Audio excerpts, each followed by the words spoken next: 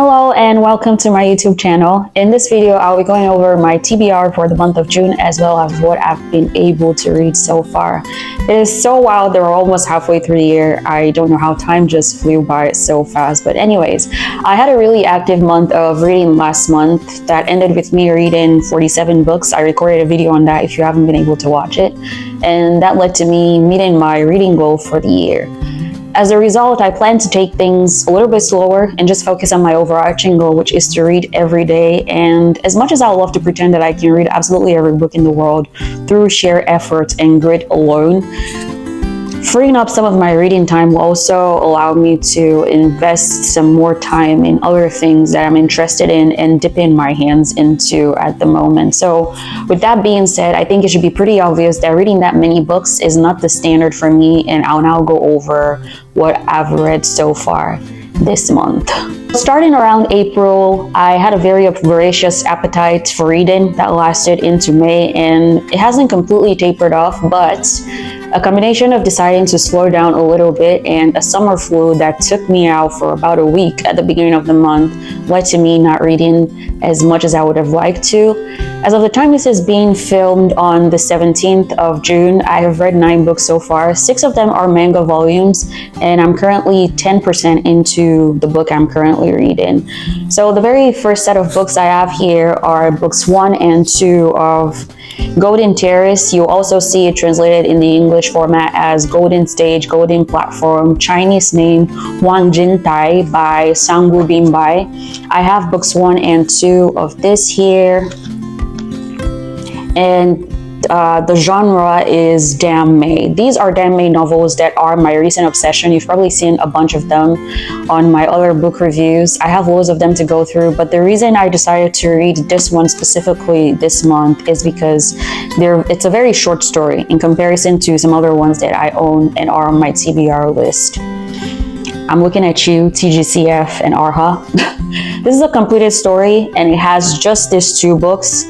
The story is set in the Zhao Empire and is about a war general named Fu Shen who gets injured pretty badly and has to return to the empire.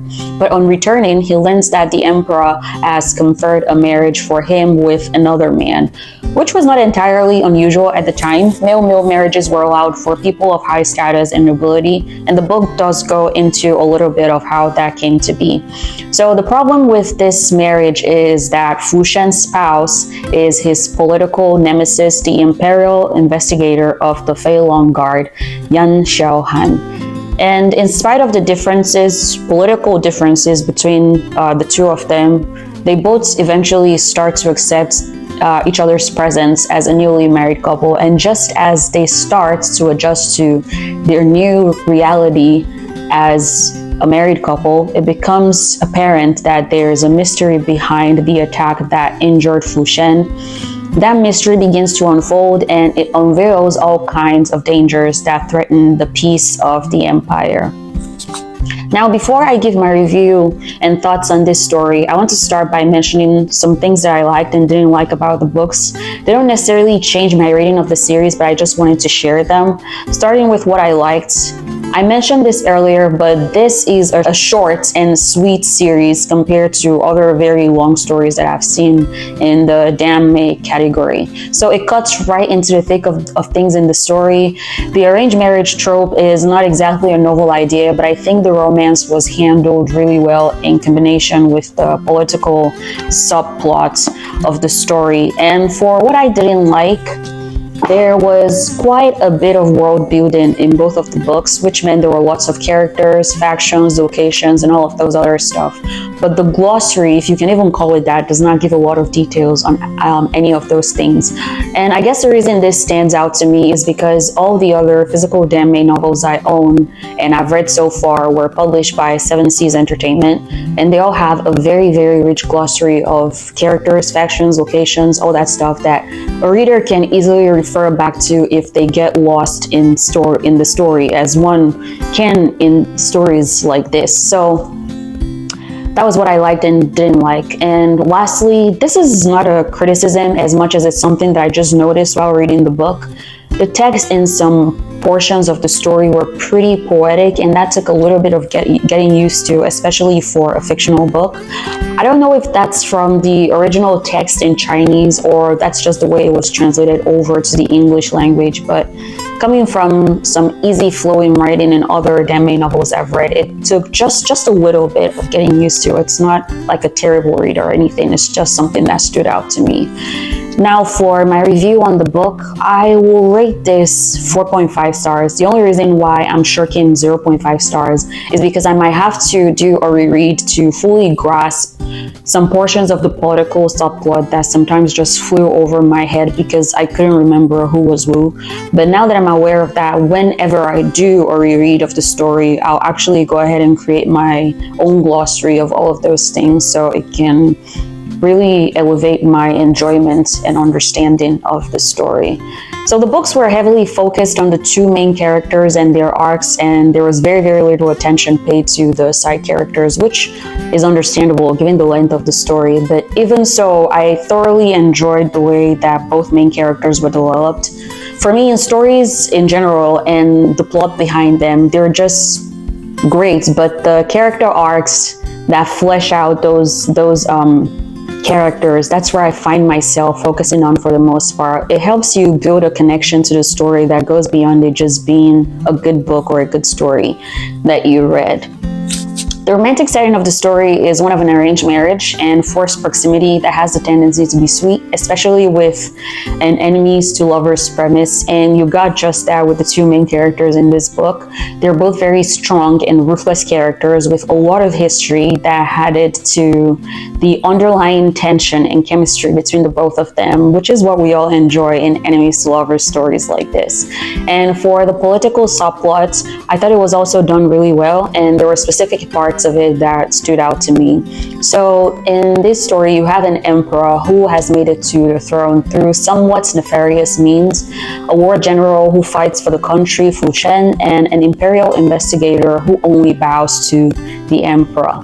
So of the last two, one would think that there's no need for them to be in direct opposition to each other, but unfortunately they are, which is where they become each other's political nemesis. And the reason for that is because leadership in the country or in the empire has fallen into the hands of a man who deep inside probably knows he isn't worthy of the position, and so he led with fear.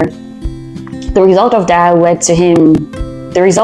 was him making terrible decisions and cutting people off whose loyalty probably should have depended on to make up for all the things he lacked as an emperor, and that eventually threw his court into chaos. As a comparison, if you watch Chinese dramas, the Emperor Yuan Tai in these books reminds me of a character in Who Rules the World, the Lord of Yongzhou, I think it was. This man was super greedy and power hungry and actually saw his own children as rivals. So at the end of the day, I think power is something that's great. It gives you the ability to effect change, but what happens when you start to think of only yourself instead of the people that you are given power to be in charge of? I think this story does a good job of covering that for the political subplots. And just one more thing before I move on. This is not a part of the review, it's just something funny that happened when I was reading the book. I think Fu Shen's given name in this book is JingYuan. And the first few times that Xiao Han calls him that in the book, it didn't automatically occur to me that that was his given name. I thought it was some sort of endearment, so I kept trying to look for the meaning online and kept getting results of this character in Honkai Star Rail, which honestly, very beautiful character design. It kept me distracted from my quest to find the meaning before I finally gave up. When it wasn't yielding any results, and I eventually figured out that JingYuan was Fu Shen's given name. So he is the interloper on the thumbnail for this video. I hope that explains that. The next and last book that I read this month, or that I've read this month before I move on to manga, was one that I read via Kindle Unlimited. It's the third book in a series called the Verse podcast series by Riley Hart. Riley Hart is a gay romance author who is an automatic read for me. I've been reading her for a very long time and I really enjoy the way that she writes. So this is the third book in the series. It's about 4 queer friends who have known each other since middle/high school, and they've created a kind of found family for each other.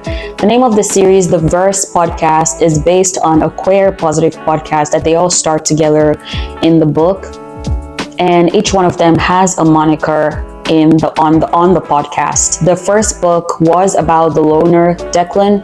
The second book was about the romantic Parker. Yes, Parker. The third and the last book in the series will be about the charmer Corbin, but the third book that I read this month was about the realist Marcus. So Marcus is known as the realist because he's that organized and super logical friend that every friend group has. His love interest in the book is Kai, who happens to be Declan's employee and needs a place to stay because his roommate recently moved out and they live in super pricey California. So Kai and Marcus are not meeting each other for the first time. They knew each other before they started to live together, and Kai was always really honest about how attractive he found Marcus. The book is described as an age gap, forced proximity romance with a bossy realist and a sunshiny flirt who has Marcus wrapped around his finger. So for my review of this book, I will give it 3.5 stars. It took me longer than it needed to finish this book, and it had less than 250 pages. The story didn't really draw me in like the other two in the series, and I'm not sure what it is, but all of the raunchy parts of books like this that I used to really enjoy reading in the past, they just don't do it for me anymore. I'm not sure why. I find myself skimming through them to make sure I'm not missing any important details that tie into the original storyline. But otherwise, I just gloss over them like, yeah, I know you're having sex, but I don't necessarily need to read exactly how you're doing that. So there's another like really simple story with a plot that isn't like new or profound or anything, but I found myself connecting to the characters yet again. Some of the characters in this book have complicated relationships that they have to let go of and grow out of, as we sometimes have to do in life. So take Marcus and Corbin, for example. They're friends who have developed a kind of codependent relationship with each other. Luckily enough, I think they were both they both recognized it for what it is, so it didn't get bad enough that their codependency was toxic and harmful to either one of them or other relationships that they had with other people. So sometimes we need people for a reason in a season of our lives and might not realize it at the moment, but we're eventually able to look back and see that relationship for what it was and appreciate it. Sometimes we heal through some of those relationships with others, and that's my favorite part of reading books like this. So yeah, 3.5 stars. But now onto manga that I read this month. I will start with the Other Worlds books. Depend on the Bean Counter, very long name. I read volumes 1 and 2 of this. It is by Yatsuki Wakatsu, and this is a yaoi manga with an isekai setting. So that's book 1, and this is book 2.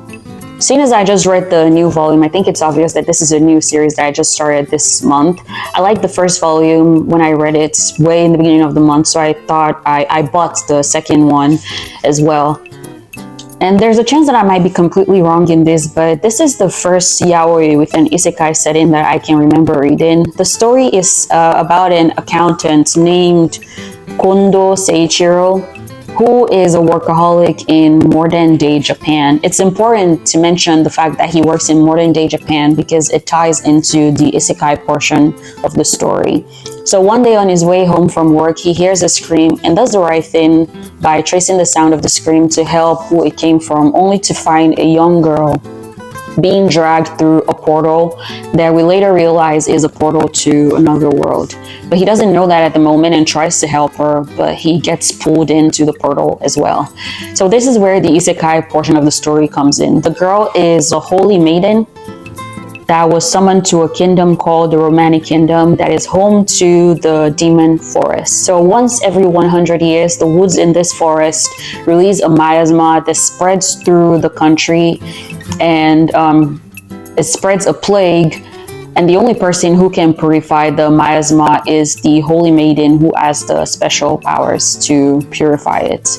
Her location is usually revealed during a divine revelation, and at times she's revealed to live outside the kingdom or even in a parallel world, which is the case that we have here. So when her location is identified, a summoning spell will be performed to summon her, and that's what was happening in the beginning of the story when Seiichiro unfortunately got caught up in the summoning spell. But the story is not even about the Holy Maiden. It's about Seiichiro getting adjusted to a life in a world that he wasn't meant to be in. And of course, because this is yaoi, he has a love interest who is a knight in one of the kingdom's squads. I believe his name is Aresh. So I'll give this story 3.5 stars for what I've read so far. The fact that there was intent in summoning the maiden, but someone else got caught up, someone else being Seiichiro, got caught up in the summoning spell is an interesting plot to me, but the story is still building up and there isn't a whole lot going on in it right now. But there are hints in both volumes that show future problems that Seiichiro and the Holy Maiden Yua will face, but we're just not at that point in the story yet. In my latest video where I go over building my manga collection, I mentioned that I will be limiting my purchases for new series to 1 to 3 volumes, so the 3rd volume of this series will be the last one that I buy before I decide if it's a series that I want to keep collecting. So for the next manga I read, I have Descendants of Darkness, Yami no Matsui by Yoko Matsushita. This is also yaoi, I think you can refer to it as yaoi. So I have just the 1 volume of this manga and when I was putting together the script for it, I realized that this was animated back in year 2000. So the story is about a happy-go-lucky Shinigami called Asato Suzuki, whose job it is to make sure that dead people remain dead and stay in their proper realms. And even though he's had the job for over 70 years, he's in the worst division with horrible pay and also has a knock for not keeping partners, since Shinigami are meant to work in pairs in this story. But now he seems to have found one that will stick around, the stubborn, smart-mouthed, serious and defensive 16, that's a lot of adjectives, Kurosaki Hisoka. And with each case they investigate, they come closer to the conspiracies of the serial killer Dr. Muraki Kazutaka. Suzuki's relationship with Hisoka continues to grow, they get closer, but there is a dark past to how Suzuki died that will not give him peace. I like fantasy-esque stories like this that deal with like life after death, Shinigami, Death Reapers, and stuff like that. So I really liked that, and the art style of the manga was like super nostalgic. I found this at my local used bookstore for a really good price, which was the reason I bought it. They only had this 1 volume, and I think this 1 volume is a good introduction to the series, but it's not a priority for me to read, especially now that I know that I can watch the anime. So I'm going to try to watch that, and then I'll decide if I want to keep reading it. The next volume of manga that I read was volume 3 of My Happy Marriage by Akumi Agitogi. This is a fantasy shoujo manga that is set in the Taisho era in Japan. I've mentioned this series before in some of my previous Bookish videos, but I don't think I did as good of a job introducing the story then, so I'm going to do it again here. This is a Cinderella trope story about a girl named Mio. She is a girl who was born into a noble family, and in the world of this story, noble families are families with supernatural abilities. But Mio did not inherit any abilities, and she is raised by her stepmother after losing her own mom when she was younger, like Cinderella. But unlike the regular Cinderella, where her dad actually cares about her, Mio's dad is just as terrible as her stepmother and her half-sister, who bully her and her status in the family is basically reduced to that of a servant or slave. And her dad also sees her as nothing more than a hindrance because she didn't inherit the supernatural abilities that were passed down through his bloodline as well as her mother's. At the beginning of the story in volume 1, she is sent off to the leader of the Kudo clan, Kyoka Kudo, as a marriage partner. He is described as a heartless soldier whose prior fiancés, yes, plural, ended their engagement to him within 3 days of meeting him. So when she arrives at the Kudo house, Kyoka immediately notices that she's unlike the noble women that have been presented to him as marriage partners in the past, and the two of them slowly start to open up to each other. I really love this story. I will give it 4.5 stars, and the only reason I'm not giving it a full 5 stars is because the series is not completed. It's still ongoing, but I've loved every single minute of rereading this series. I started reading it like 2 years ago and I dropped it when I wasn't getting frequent updates, but I picked it back up again recently when I realized that the manga was getting published in English. And this is a story that grips you right from the very first volume, so I'm actively collecting this one. Also, the story is getting an anime adaptation that comes out on the 5th of July. I'm going to mention that every single time I talk about this manga. There's quite a bit to unpack in the plot and characters of this story, and I'll try to do a quick summary of that while I'm talking about the third volume. So starting with our female protagonist, Saimori Mio. She has been beaten down mentally and physically by the very people who I think should have protected and loved her. And to make it worse, she's sold off as a marriage partner. So when that happens, her mindset is that of someone who she feels like she can't change anything, and she has just kind of accepted her fate in life to suffer. But we get to see her bloom through the relationships that she's able to build in the Kudo house, which is amazing. And now for our male protagonist, Kyoka Kudo. Although he's described as cold, he really just didn't want to marry an entitled and spoiled noble woman. So he was sold to his other marriage partners, but we get to see a completely different side of him with Mio because she's the female lead. But the last set of people I want to talk about are the Saimori family. So we have Mio's half-sister, Kana, who is exactly the type of spoiled and entitled noble woman that Kyoka was trying to avoid. She's somewhat of an annoying character, but I think she's the unfortunate product of her parents' upbringing, who I think are the real monsters in this story. As we start to get into volumes 2 and 3 of the story, the life that Mio started to build for herself gets thrown into disarray because her stepmom and her half-sister are not happy just to be rid of her from the family house, but the very idea of her finding happiness anywhere just unsettles them for some reason. So they do everything possible to make her life miserable, but justice prevails. I really like how the supernatural and fantasy aspect of the story is woven into the main storyline. And at the end of the third volume, we also see that there's more of the fantasy stuff to come. So I'm super excited for that, as well as the animation that is going to be released on July 5th. So make sure you watch that if you're interested in this story. The last set of manga I read, well, that's not true. Yep. The last set of manga I read this month was In the Clear Moonlit Dusk by Mika Yamamori. This is a shoujo series similar to the last one that I just went over. I started this one 2 years ago as well, probably around the same time that I started reading My Happy Marriage, and I stopped reading the both of them around the same time as well. So I read volumes 3 and 4 of this month. The fourth volume covers chapters 13 through 16 of the series, and I remember stopping at around chapter 15 when I stopped reading it, probably last year, but I picked this one up as well when I saw English volumes at Barnes & Noble, and I've been following the story again ever since then. So this is a story about a high school girl called Takiguchi Yoi, who has long legs, a deep voice, and a handsome face. In other words, she's basically the image of a very good-looking guy. So much so that most people don't notice or care that she is a girl.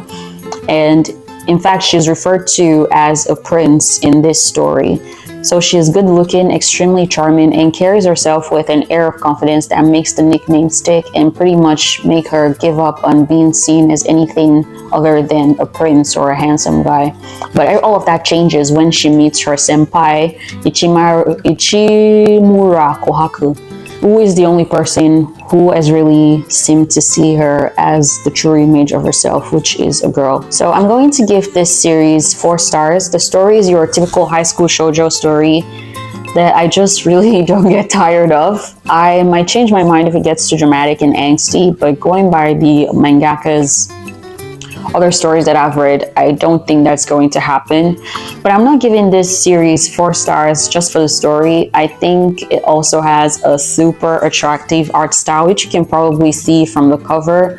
This is one of the most aesthetically pleasing art I've ever seen in a shoujo manga. Please note that I'm not including manhwas, or webtoons in these. Like, those are completely different. But the story starts with Ichimura showing an interest in yaoi that she's not used to and makes her a little bit weary of him. But they decide to date on a trial basis in the first 2 volumes. And towards the end of volume 4, that trial period is coming to an end and they both have to decide what they want their relationship to look like going forward. I also really like the side characters in this story. They're funny, unproblematic, and add to the overall good vibe of the story.